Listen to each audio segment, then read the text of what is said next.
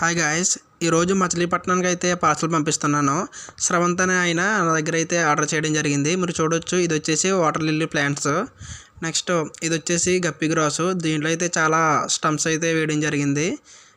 ఇది ఒక ప్యాక్ అయితే ఆర్డర్ చేశారు. నెక్స్ట్ ఈ ఫిష్ వచ్చేసి ప్లాటినం రెడ్ డంబైర్ గప్పి. ఒక పేరు అయితే ఆయన ఆర్డర్ చేయడం జరిగింది. ఈ విధంగా అయితే నేను పార్సల్ అయితే చేశాను ఫ్రెండ్స్. చూడొచ్చు దాని క్వాలిటీ అనేది ఎలా ఉందో. నెక్స్ట్ ఇది వచ్చేసి జెడ్ బ్లాక్ గప్పి.